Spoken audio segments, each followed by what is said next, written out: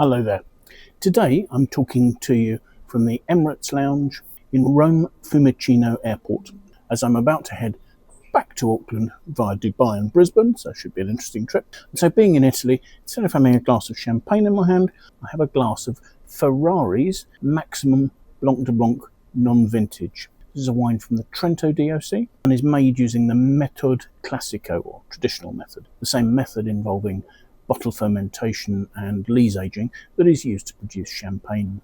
Now, Ferrari, the sparkling wine producer, was founded in 1902 by Giulio Ferrari, who wanted to produce wines that would rival those from Champagne. And as a result, he was one of the first people to import Chardonnay into Italy and start growing it there. And Giulio built up his business, but he had no heirs. So it was in 1950 that the business was passed to somebody called Bruno Lunelli, who evidently ran a wine shop in Trento.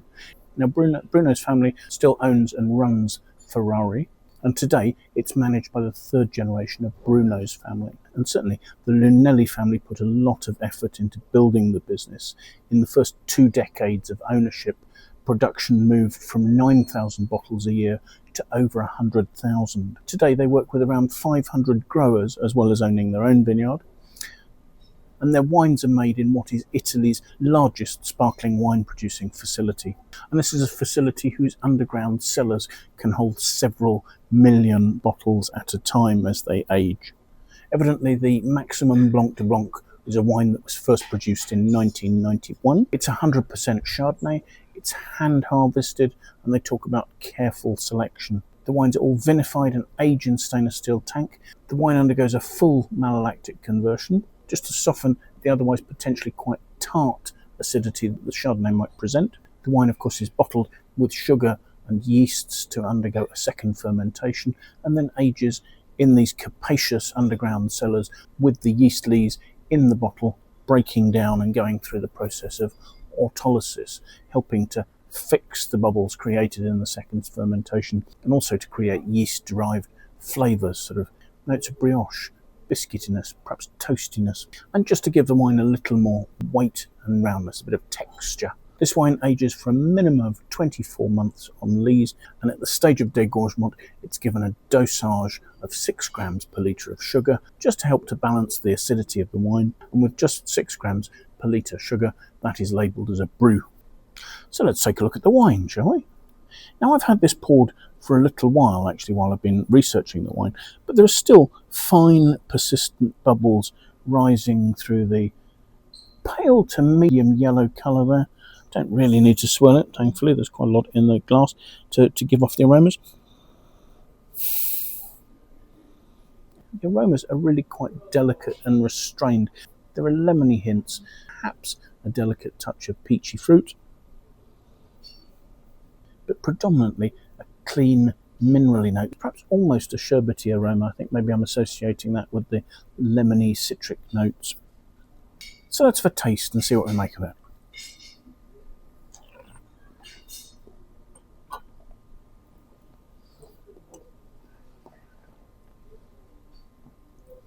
The wine is dry and it has some quite good crispness, but actually it comes across as being quite soft and fruity, and the pleasant soft mousse just helps to give it quite a soft citric note on the attack.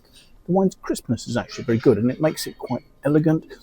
There's an underlying minerality, a sort of a salinity that comes through on the finish. There are some yeasty notes, but they're just giving a delicate toastiness, almost as a smokiness to the end of the finish. The wine is quite light-bodied, it's lean, it's a little angular. It's finishing with crisp, lemony notes that are underpinned by those saline touches. I wouldn't say the wine was particularly complex. It doesn't have layers of yeasty complexity. What it is it's elegant, it's refined, it's quite delicate. There's a good persistence of that really quite focused, elegant fruit.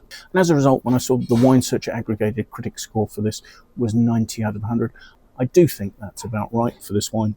It's well made and it has a delicate, elegant, refined nature, but it doesn't have any great complexity.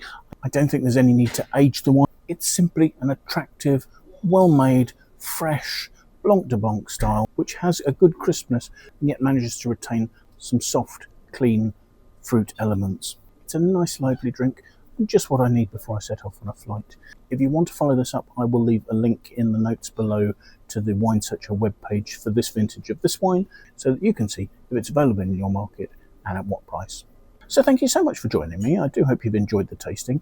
If you have, do please press the like button. That would be fantastic. If you'd like to watch more of these tastings, do please consider signing up and subscribing to my YouTube channel. It would be great to have your support. That will certainly help me to try and grow the channel further.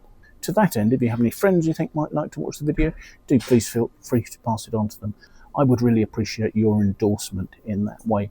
And if you have any questions or comments, do please pop those in the comments box below. I'd love to know what you think about the wines I'm looking at, the tastings I'm doing, or anything else that relates to that. So thank you once again for taking the time to join me. I do hope that maybe you'll manage to make some time and come and join me again at some stage in the near future. Till then, bye for now.